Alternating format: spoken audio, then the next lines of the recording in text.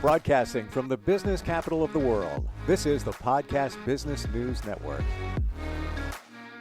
Welcome back, everyone. If you are responsible for leading a team or you own a business and you're thinking that things aren't flowing as well as they probably could or should, did you know that there is science involved in that? Leadership, the synergy between people, neuroscience. He knows all about that. We're going to talk more about leadership because that is his forte, as he is an executive coach and founder of Coaching for Relevance, helps people all the time, individuals, CEOs, everyone, move their game forward. He is Randy Swaim. He's back with us. Randy, welcome. How you doing? Good. Been good, and glad to be back again, buddy. Yeah, it's great to have you back here. I learned so much. We pick up on these little nuances of leadership. And hmm where do we begin today? Where do you want to pick up? Well, I'll tell you what. Let me just kind of start and give a few minutes. And what we'll do, as I mentioned, is we'll sort of dovetail out of kind of what we focused on last week, where you remember we were talking about true synergism, where it's not when you're talking about true synergy in your team. And all of this, by the way, is very aligned with organizational maneuverability, my concept of leading teams in an unpredictable environment and being successful. And when you're talking about true synergy and true synergism, that doesn't mean everybody on your team is exactly the same way. They don't think exactly the same. And in fact, you think about it, we talked about it last week, where you have different factors that come on the scene a lot of times. And guess what? If all of your people are thinking exactly the same in every situation, guess what? They may not be even aware of this other factor that's coming on scene or know what to do to adjust on it. And that's kind of what we focused on last week. But what I'll also kind of point out on this week, and it's actually a little bit of a hint of what you were kind of mentioning before we started the recording and stuff. But when you're talking about leading your team in a rapidly changing environment, like I said, it's last week I mentioned it's very normal that sometimes you may have two people on your team that see this other factor and they're focusing and they're going and they're thinking about what needs to happen and things like that. And other people are thinking of this goal ahead of you. But you know what? If they come together with a synergistic approach where you can make decisions that, and it may be adapting it this way a little bit for right now, but minimizing any risk that comes on the scene with this other factor and still keeping you on the journey of being able to get to the point where you're looking to go and things like that, then that's kind of an art form in a lot of ways. And it doesn't mean everybody, if everybody on your team is thinking exactly the same, guess what? You're probably not getting there. The other thing that I'll kind of point out there, and of course, as a manager, if all you're doing is telling your people to shut their brains off and just do what I say, you are completely misreading this entire situation. And that's what a lot of people sort of do. But here's the thing. One of the things that I was on a NPN hub for neuroplasticians. I led a roundtable event last week, and it focused on defining moments. And here's the thing, and this, in a sense, kind of touches base on what you were mentioning before we started the recording and stuff.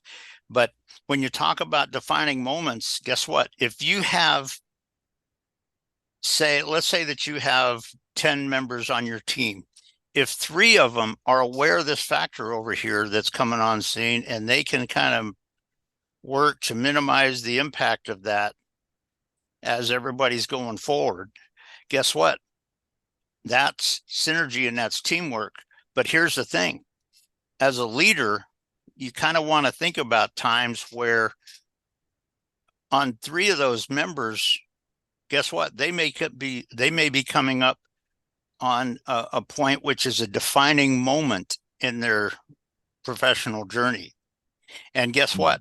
They may be successful on it. And when they're successful of it and you hit better results that nobody else would have expected or predicted, the rest of the team may hit a defining moment because their awareness of that went up.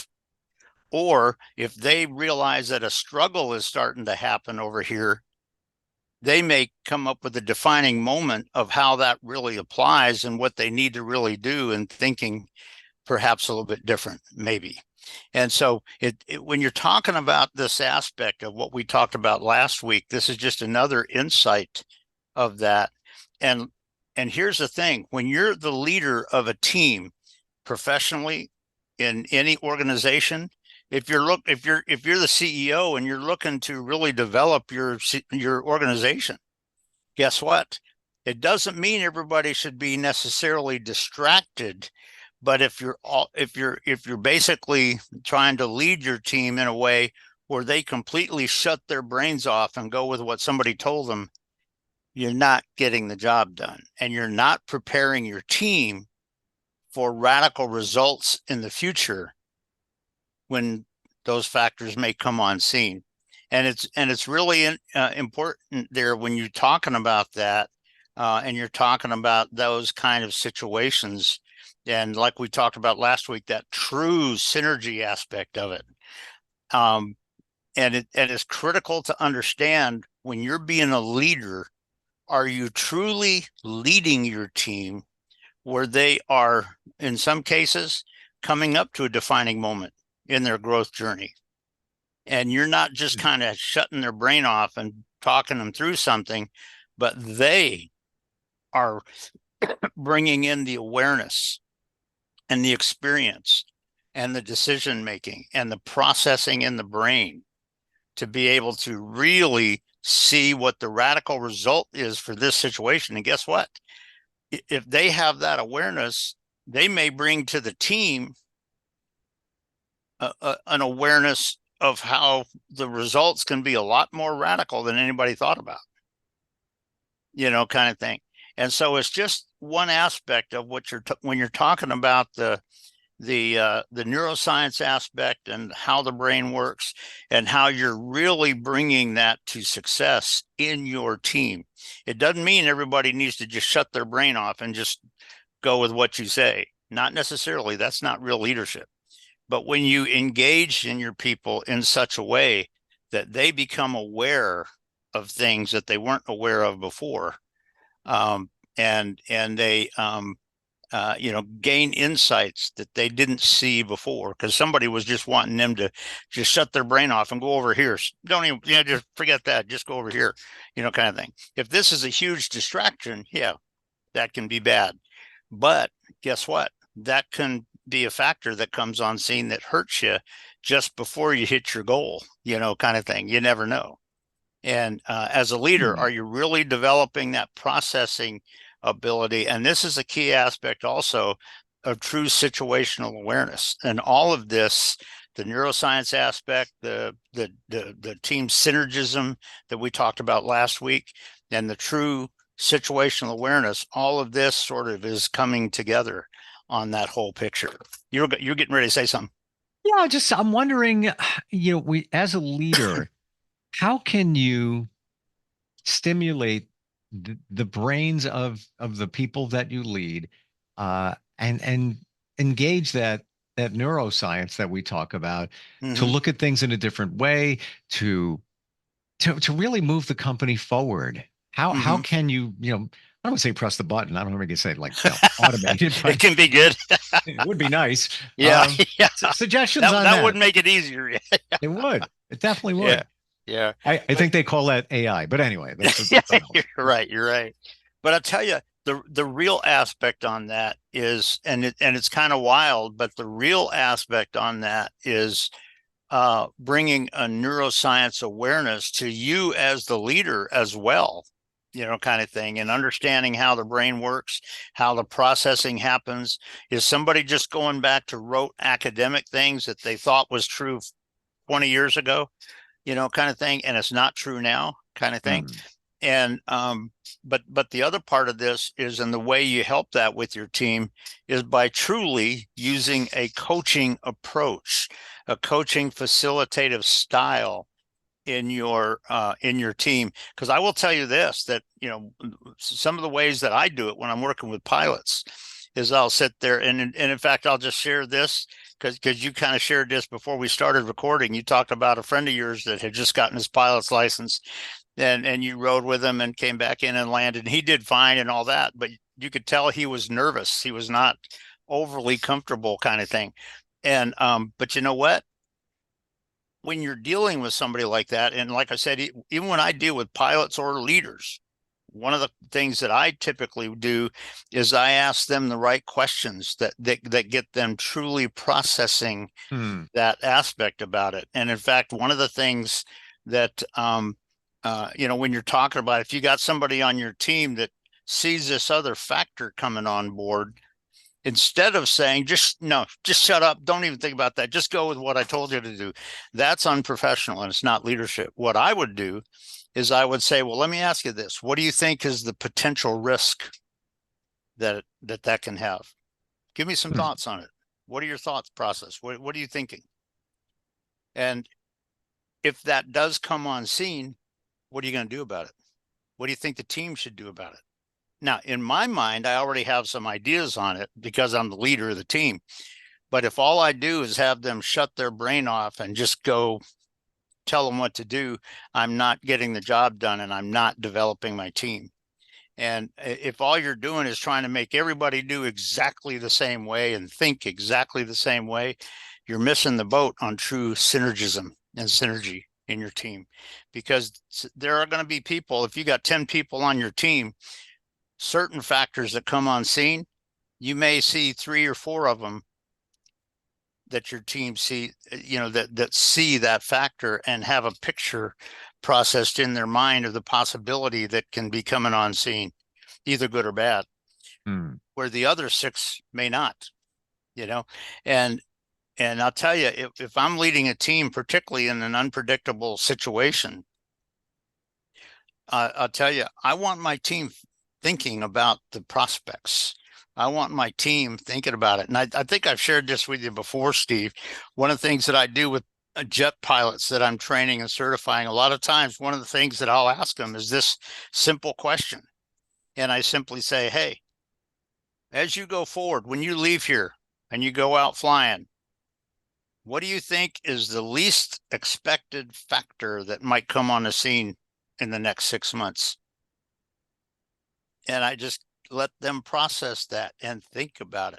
Now, if you got somebody that mentally simply just goes to rote, superficial academic things where they're just trying to find the right academic answer that they think you want to hear, you are missing the boat.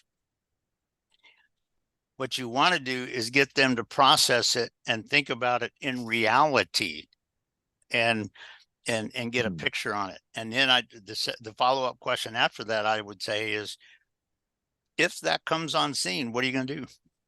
What are you going to do? What do you think is the biggest risk that might be another factor? Guess what? If you're in mountains, that may be bad. If you're over the ocean, may not be overly bad, kind of thing. But the bottom line is, as you're leading your team, and that's kind of a little bit of a dovetail out of what we're talking about. And if you think about this, as I think I mentioned a second ago, if you have unexpected factors that come on scene and half of your team recognizes it and has a picture of a processed picture of it and a process strategic picture in their mind as to what you need to do, then the other team doesn't, guess what? One of those 2 may be coming up on a defining moment in their leadership journey, may be coming up to a defining moment in their success and their progress. As a leader, how are you going to encourage that? How are you going to help that? How are you going to make them sense that, kind of thing, and help them picture what is truly important for them? And so it's really interesting when you look at this, that when you're talking about, leading your team, particularly in a rapidly changing environment, don't just make everything be exactly the same, because guess what? And you kind of implied this a minute ago, but guess what? Everybody on your team's just a little different. And you know what? That's okay. That's good. You can still create the synergism and the oneness and the synergy. and really bring radical results to your team. And so it's just, when you think about this whole concept of the processing and the neuroscience and how the brain works, when you're talking to your team, if you're talking to the people that see this new factor and the other people don't, at one aspect you go, okay, what are you not seeing? What are you predicting? What are you thinking about? Or with the other team, what are you missing? Why didn't you think about it? Kind of thing. And just getting them some processing going within their brain so they don't just go, because I'll tell you, you'd be surprised at how many people in my professional journey I have heard say, and this is because of the way they were taught.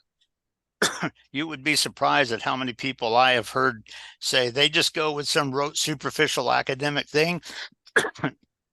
And when it doesn't work out right, when it doesn't succeed, they just cast blame on everything else on planet Earth.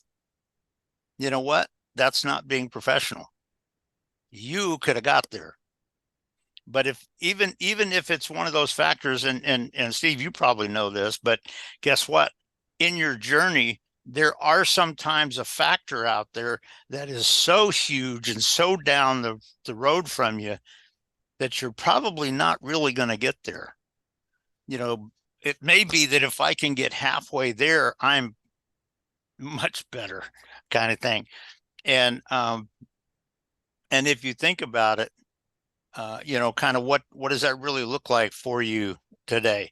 And like I said, this aspect of the synergism, and I mentioned a quote last week that talked about it's just not a collective thing, but true synergism is when it's a collective, individual source of the success and benefit from each person in your team. It's not just what everybody does the same. It's the true combined, additive synergism that is collective from each of the people. That is true synergism, not just everybody doing it the same.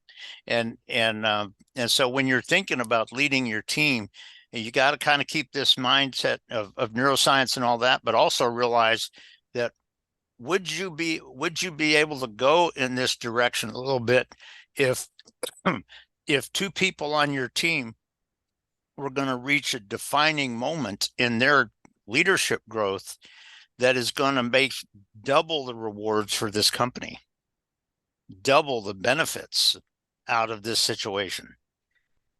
Maybe so. But these are all aspects that so often people in today's world forget about, don't think about, and are sort of unsure of. But when you're talking about, like I said, what we talked about last week with the true synergism and everything, this is just one way we're sort of can dovetail going forward. It's not just about pointing fingers and just telling people what to do and all this kind of stuff. Are there times when you may have to do that? Maybe. But as a leader, do you have clarity and awareness on when you should do that and when you shouldn't do that? Because you're shutting your people down. So it's just interesting. I'm learning here. A key aspect of a lot of this is ask questions of your team. Ask questions. Let them answer. It's a coaching facilitative style. And if you get a picture of the true coaching, and I'll tell you what, that's where I have brought so much success to pilots that I've trained, and also to business people that I've coached, and different people that I've coached, and actually brought this to teenagers, also youth kind of thing.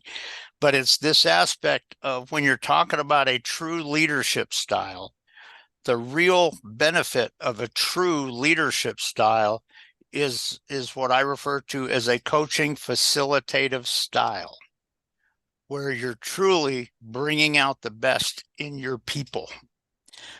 And guess what?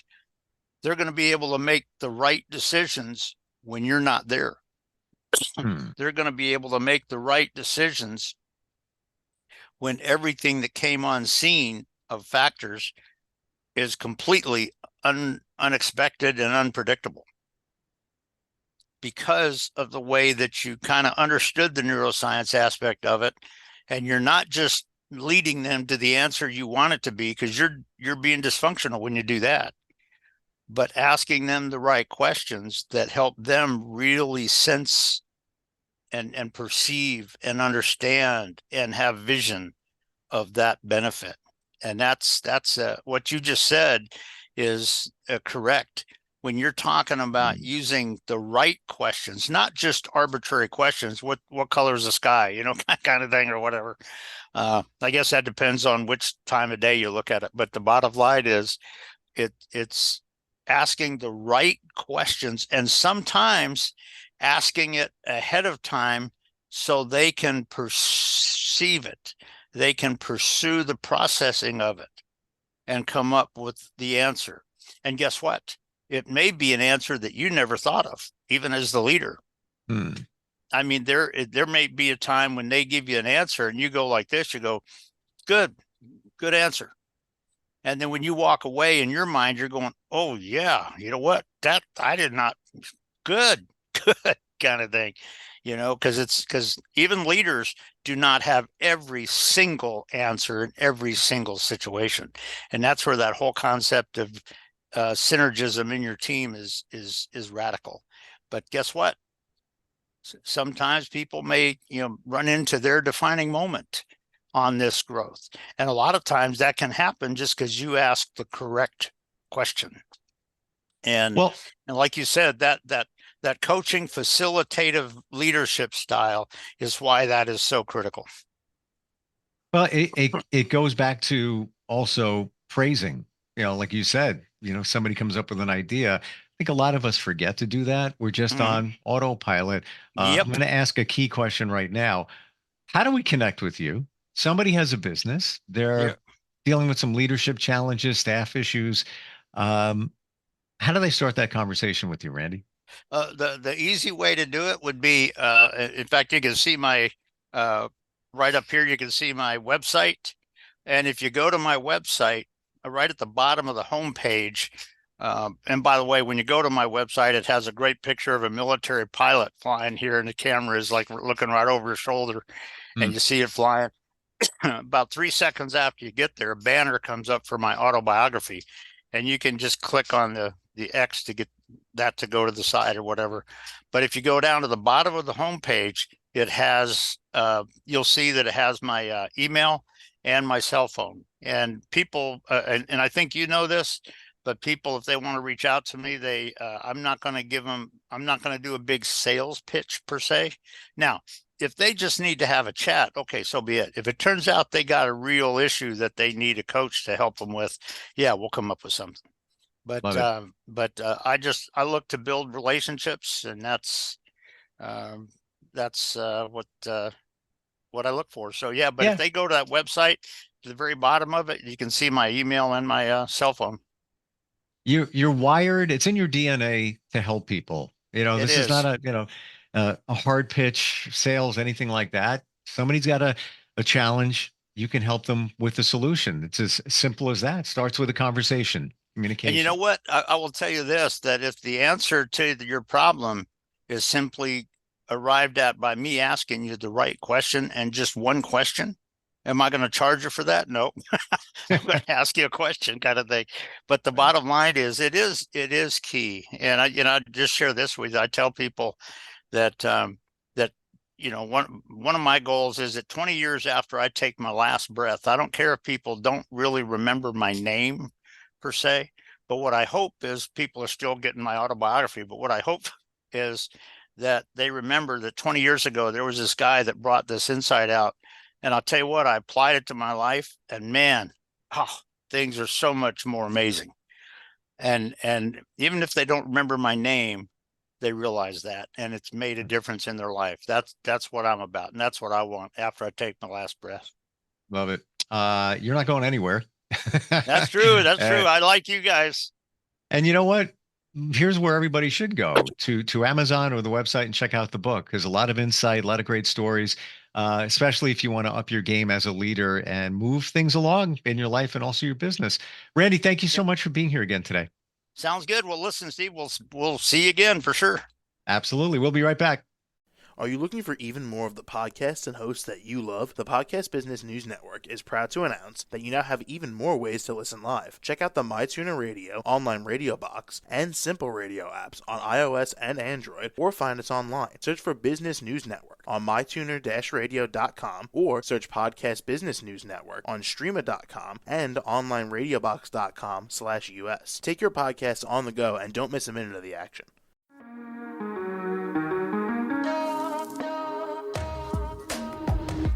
Broadcasting from the business capital of the world, this is the Podcast Business News Network.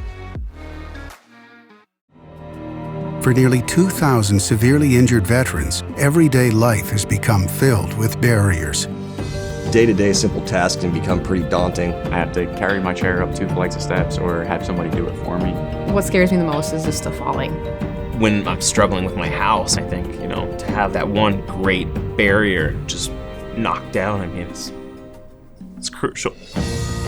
Home for Our Troops is a wonderful nonprofit that builds a Mortgage-free, fully adaptive, handicap-accessible house. And there's no catch. It'll be our very first home that we've ever owned. This is a game changer. This is where your life begins again.